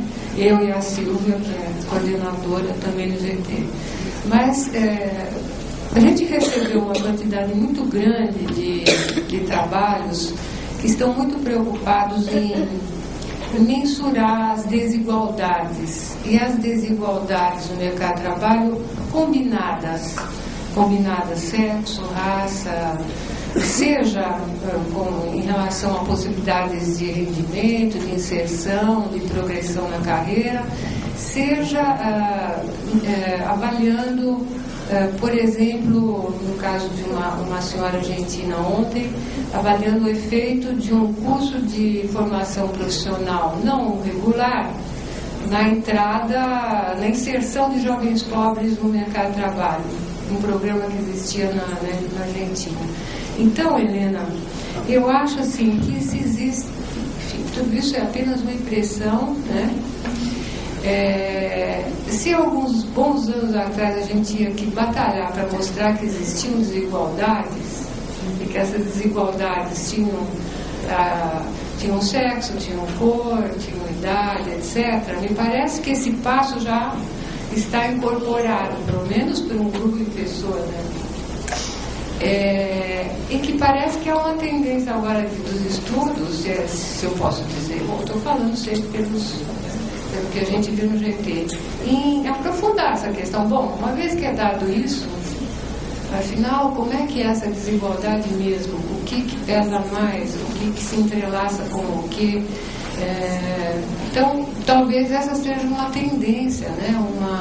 Pelo menos aqui nós recebemos, inclusive, uma quantidade muito grande de artigos da América Latina nesse sentido, quer dizer, da América Latina, argentinos, mexicanos, mais preocupados com essa questão da mensuração e da reflexão sobre as desigualdades vistas desse ponto, né, mais quantitativo e das relações entre elas. Então, é possível, né, que isso seja uma tendência, que a gente talvez estivesse caminhando para um outro momento, né? Não sei. Obrigada. Tinha mais alguém que tinha levantado a mão? Magdalena?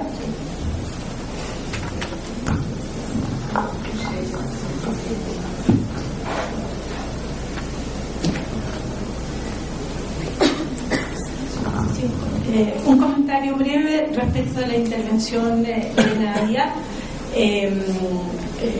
Creo que la reflexión que ella hace respecto de esta nueva forma de mercantilización en el mercado del trabajo a través de las agencias de empleo temporario o de intermediario, creo que es particularmente interesante para la reflexión de trabajo y género, en el sentido de que el discurso de las agencias y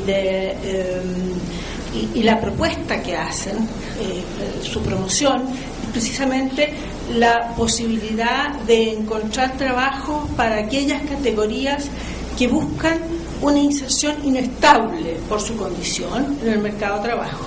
Y nombran normalmente tres: mujeres, jóvenes y discapacitados, todos en un mismo saco y por distintas razones, pero serían categorías de trabajadores que no pueden o no están en condiciones o por estos motivos no pueden insertarse de una manera más estable.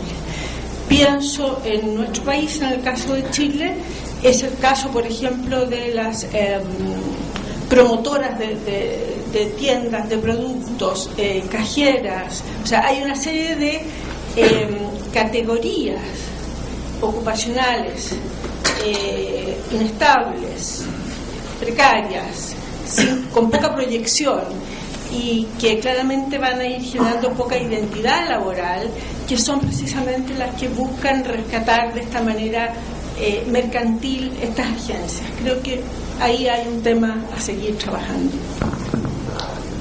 Perdón, y hacer un análisis quizás de el perfil por género de ese tipo de empleo. Mais alguém? Sí. Bueno, lo que presentó Nadia, y me parece extraordinario, además que conecta mucho con la intervención ayer de Marcia en el punto de la tercerización, o sea, cómo todo este proceso en donde el outsourcing, todas las formas, ahí es donde entra la presencia femenina de una manera impactante. En Colombia, en este momento, todo el sector de los grandes empresarios han organizado específicamente una cámara BPO de tercerización. Y cuando he tenido oportunidad de entrar a mirar los datos de los empleos por sexo, y estamos tratando de ver por color de piel, o sea, o por autorreconocimiento, el 60 y pico % son mujeres. Estoy impresionado. Entonces, ¿qué son? Call center,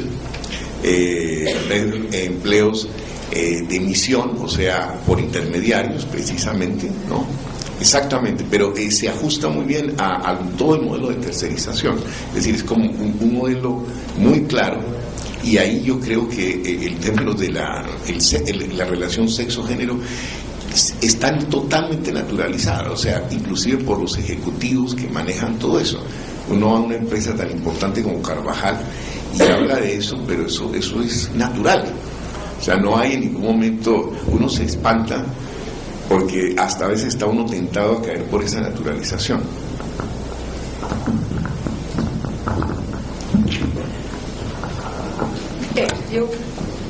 Se não tem mais nenhum inscrito, eu gostaria de fazer uma pergunta aqui para os colegas da mesa. Eu queria fazer uma observação para a Helena, que em torno dessa questão, né, da sexualidade e do trabalho, é interessante perceber como esse é um tema em expansão, digamos assim, né? Quer dizer, há cada vez mais trabalhos e pessoas que interessadas nessa temática, tanto que a gente tem aqui um GT, né, na LAST, que trata de trabalhos e trabalhadores não convencionais do capitalismo global. E aqui é interessante, olhando os trabalhos, eu fui olhar o que surge, né? E muitos dos trabalhos apresentados ou propostos para esse GT dizem respeito, por exemplo, a trabalhadoras e trabalhadores do sexo, as questões de sexualidade presentes nas relações de trabalho, como, por exemplo, a presença de transexuais, homossexuais. Quer dizer, então aí a gente tem uma interpenetração das questões, por exemplo, do debate em torno do gênero, com o debate em torno das queer studies, sei lá. E uma coisa que não estava antes muito presente, por exemplo, nos queer studies, era essa questão do trabalho, que agora começa a aparecer fortemente também, quer dizer, com uma proximidade aí com a discussão da prostituição como trabalho. Nesse GT eu vi lá uns 3, 4 trabalhos, sei lá, apresentados, papers apresentados, que dizem respeito a essa discussão da prostituição como trabalho, né? Então eu acho aí uma dimensão interessante, né? Para além de coisas que alguns pesquisadores, inclusive brasileiros, já fizeram, que era relacionar, mas aí não diretamente com a sexualidade, quer dizer, um pouco mais com, sim, com a sexualidade também, em algumas discussões, como, por exemplo, a trabalhadora que está na fábrica, as coisas antigas. Me lembro da Leonora Menecucci de Oliveira, discutindo isso há um bom tempo atrás, sobre, por exemplo, como é que o envolvimento das trabalhadoras, né, em fábricas de trabalho pesado, como é que aquilo impactava na saúde, na sexualidade e etc., né, na disposição sexual daquelas trabalhadoras, etc. Quer dizer, mas isso era uma coisa meio marginal, né, quer dizer, e vinha muito mais pelo viés do pessoal que estava discutindo a saúde, né, de trabalhadores e trabalhadoras. Enquanto que agora eu acho que tem um tema aí emergente importante, né? E para a Nádia, eu queria colocar uma questão que você disse que, para além do seu entusiasmo com a formalização do trabalho, né, você está colocando essa questão da intermediação, que eu acho que é interessante, e talvez seja uma pista para pensar que tipo de trabalho formal é esse que está se criando, porque essa é uma coisa que eu tenho me perguntado muito, porque na realidade, olhando os dados mais recentes, no trabalho formal, quer dizer, a inserção de mulheres e de homens negros é mais importante do que a de homens negros, do que homens brancos, por exemplo. Quer dizer, então, a parte muito maior de mulheres do que de homens entra no mercado formal ao longo dos anos 2000 e também de negros, mulheres e homens. Então, acho que aí tem uma questão da gente saber, porque a gente tem olhado muito esses dados agregados. Acho que uma questão importante aí que se coloca é que tipo de trabalho é esse que está se criando, que tipo de emprego formal é esse que está se criando. Quer dizer, então, aonde esses trabalhadores e trabalhadoras estão se inserindo, né? Que tipo de fato. Então, a sua pista pode ser uma pista muito rica para pensar, né? Será que essa é uma forma de entrada para uma parcela dos jovens trabalhadores que estão tendo acesso ao mercado de trabalho formal? Porque uma outra coisa importante é perceber como é que na informalidade que ainda persiste, tá certo? Ali também estão as mulheres e o crescimento que se verifica, porque o crescimento da informalidade não desapareceu, cresce muito menos do que crescia no passado. Mas esse crescimento da informalidade, que é pequeno, se deve também às mulheres que entram no mercado de trabalho pelo trabalho desprotegido, precário, etc. Mulheres e mulheres negras, principalmente. Então, só para deixar essas duas questões, obrigada. Agora, exatamente, acho que a gente precisa fechar. Vou passar a palavra, então, para a Helena. Para a Nádia primeiro? Então, te passo a palavra para a Nádia e depois para a Helena, para a gente poder encerrar um pequeno atraso apenas. Muito rapidamente, eu acho que os comentários foram super interessantes. Eu ia somente sublinhar o papel de duas palavras na discussão. Uma é a palavra mecanismos. Tá? Eu pensei muito nessa palavra enquanto Maria Rosa, desculpe, não gravei seu nome. Hernando. Enquanto Maria Rosa e Hernan falavam, tá? Hernan, na verdade, eu acho que o caminho interpretativo é interessante, né? Mas a corda tem que ficar um pouco curta, no sentido de que, o que é que eu estou querendo dizer, a corda um pouco curta? Eu acho que é evidente que tem um jogo em torno da masculinidade. Mas eu diria um jogo, muito mais do que uma ação consciente, sistemática, manipuladora das gerências malvadas. Eu acho que o mundo das refinarias de petróleo é extremamente parecido ao mundo das petroquímicas, especialmente as de primeira e segunda geração. Ali tem um jogo da masculinidade que é claro, né? E que perpassa tudo, né? Quer dizer, perpassa todos os níveis da gestão, né? E da sociabilidade.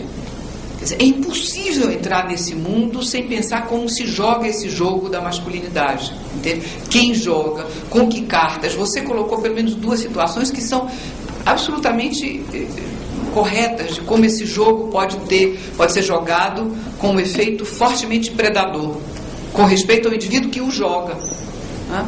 E ele o joga. Eu diria, é esse e são outros, né? Talvez esse pudesse ser um mecanismo importante, né? Quer dizer, a carta da masculinidade é um mecanismo importante para você entender como uma sorte de sociabilidade se organiza ao redor do trabalho ali e como hierarquias ganham sentido para os indivíduos, né? Então, eu preferiria falar assim mais do que... Porque as gerências são parte desse jogo. Quer dizer, os engenheiros são homens também. Os engenheiros estão envolvidos nisso. Quer dizer, você teve em campo, como eu tive em campo, quer dizer, o que a gente ouve deles com respeito ao que é a experiência do medo, né, do risco e como a masculinidade ela fica, às vezes, balançada ali, até onde eu sou homem para aguentar esse tranco, né? Eu ouvi de um engenheiro aqui em São Paulo, respeitável, ele me falando que ele viu a imagem de Nossa Senhora aparecer no alto do flare num dia que ele achou que a planta ia explodir, né? Quer dizer, já não tinha mais recurso para a carta da masculinidade, era a carta de Deus naquela altura, entende? Era além da força masculina, era a força sobrenatural, entendeu?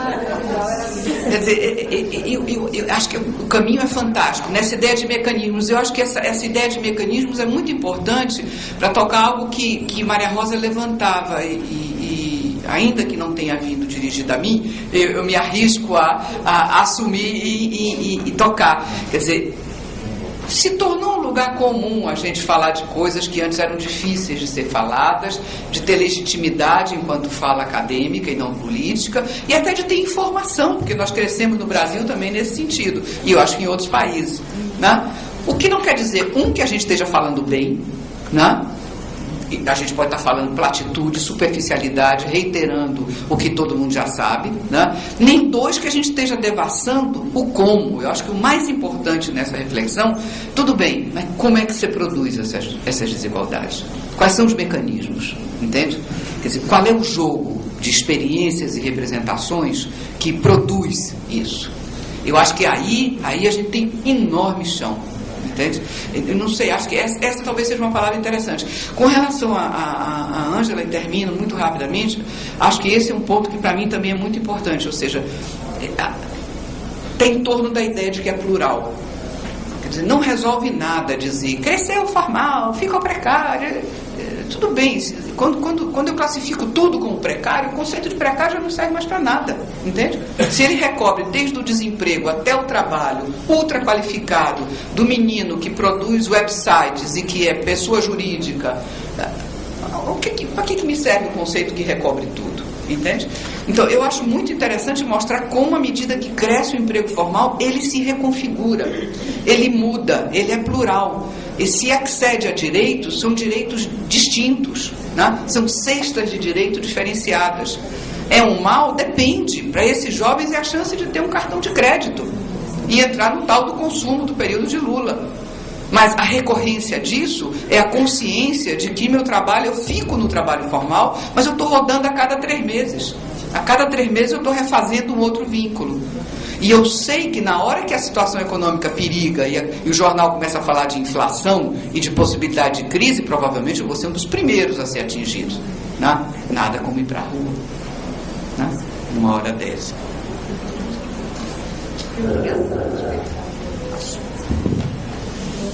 Eu tenho dois comentários. Um em relação à questão que foi colocada sobre a configuração da masculinidade como parte da disciplina fabril. Eu fiz um estudo nos anos 90 sobre a indústria do vidro e achei realmente muito clara essa afirmação da virilidade que é explorada para o trabalho, quer dizer, realmente a relação entre a disciplina fabril, a exploração da virilidade para a realização mesma do trabalho, etc., é bastante claro e acho que um ponto bastante interessante nas pesquisas sobre gênero de trabalho. O segundo comentário é sobre a questão que foi colocada pela Angela Araújo sobre o tema da sexualidade em expansão, sobretudo na análise dos trabalhos não convencionais. Eu acho que, de fato, para a análise dos trabalhos não convencionais, existe uma literatura que já está se consolidando. Eu queria citar um título muito sugestivo de um sociólogo francês, Sébastien Roux, que é No Money, No Honey. Economias íntimas do turismo sexual na Tailândia. É de 2011, é um livro que saiu pela Descoberta e que é muito interessante. E o que me interessa realmente é essa expansão, o início de pesquisas sobre sexualidade no trabalho convencional, porque no não convencional eu acho que realmente já há uma área de pesquisa que está se consolidando. No trabalho convencional, como o trabalho de cuidados, é muito interessante ver como é que há a exploração justamente da sexualidade para a consecução do trabalho. Eram só os 2 comentários. Eu só queria, em relação ao que foi perguntado sobre o seminário temático do 2º semestre, o seminário temático se chama Trabalho e Gênero, Pontos de Vista Situados e Algumas Controvérsias. Ele vai ser realizado na Sala 8 do Prédio das Ciências Sociais, 21 de agosto, 27 de setembro, 21 de outubro e 18 de novembro. Eu repito, 21 de agosto, 27 de setembro, 21 de outubro e 18 de novembro, provavelmente o site do Departamento de Sociologia vai postar. Logo o programa vai estar no ar no site. Por enquanto a gente ainda está procurando dinheiro para dois assuntos. Bom, gente, agradeço a presença de vocês.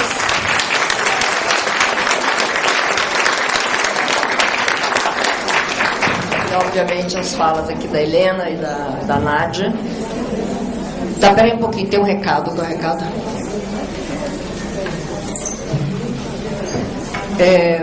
Pessoal que está financiado, que vai almoçar no Clube dos Professores, tem uma van aqui na frente da história que vai sair agora.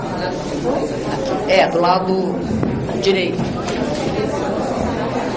Tá, sim.